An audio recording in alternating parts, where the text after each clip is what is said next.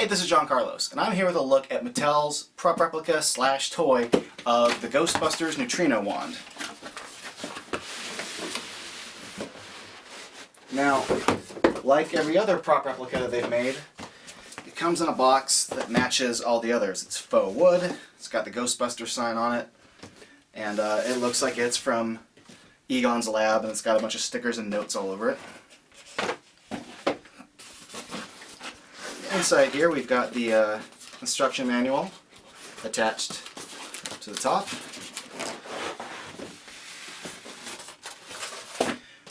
And in here we've got the wand itself. Now this requires 3 AA batteries. Now what I like about this is that unlike say the Ghostbusters goggles, you don't have to do any of the artwork assembly yourself. There's no stickers to put on. It's all got its little tags and stuff ready to go. Also, unlike, say, the Ghostbusters trap, you don't have to assemble anything. It comes out of the package ready to go. So here's a closer look at some of the details on this. I like they included a little scuffing on these black knobs here.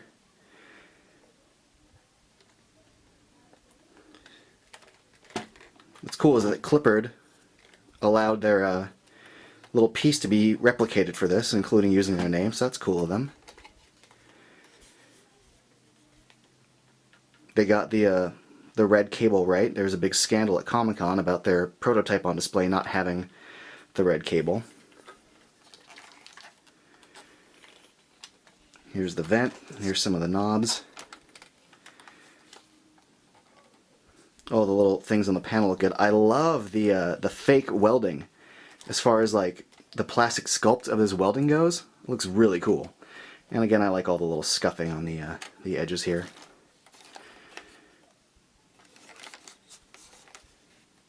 Here's another section that's fake welded on, and I like this fake welding effect. You know, it's a good use of sculpting and paint to achieve that.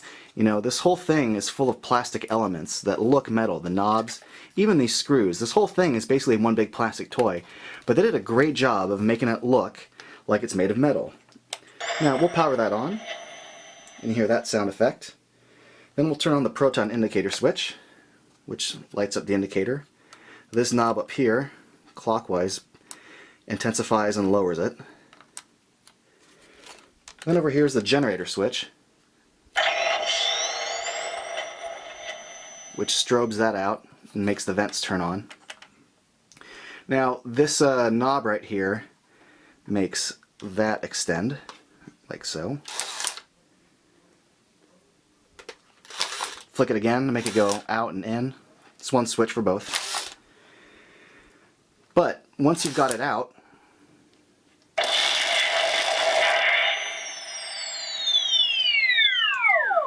now I like that the sound effect stays on while you hold it.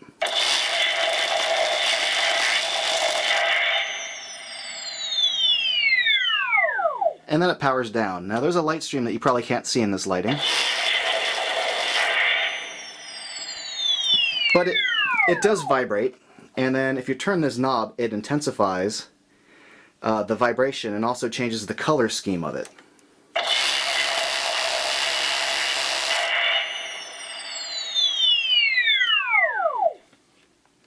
So if you turn everything off, like first of all I'm going to lower the knob,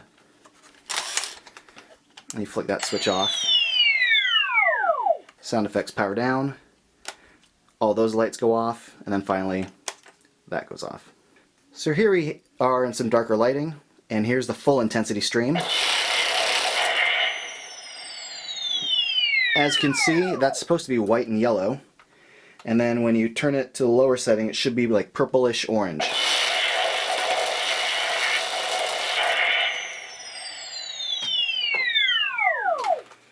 Just one more time, here is the full stream, whitish and yellow.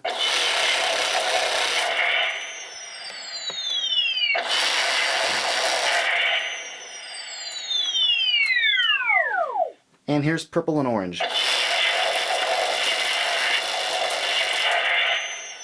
Overall, I like the details on this quite a bit. Like this black plastic has silver paint on the edges, and I like that that sort of symbolizes the wear and tear on this supposedly metal piece. Now speaking of metal, there is an element of this that's not made of plastic. This bottom clip is made of metal. There's another element on here that's not made of metal, and that is this edge of the wand here. This is made of like a rubbery material. Like this nub and this is all one rubber piece. And that's hopefully so maybe you guys don't stab each other in the eyes with them. Who knows? But I'm pretty happy with how this turned out. I like all the little light up features on here. Now this is not 100% screen accurate, but it is really close. That's okay with me because I'm not expecting some super high-end replica. I'm expecting a cool toy to play with. Now if you try to show this off to people like in a cosplay mode or just showing off that you got like a super high-end replica, you're not going to fool anyone. Anyone who holds this is going to say, oh, this is a big plastic toy. But it's a cool big plastic toy. I mean, if you want a high-end replica, then don't go to Mattel, who makes Barbie dolls and DC action figures.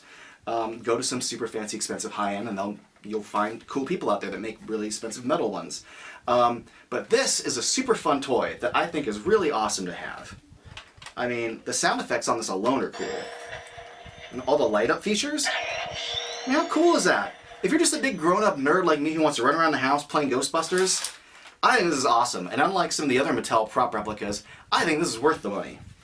That's so cool. I dig it. I dig it a lot.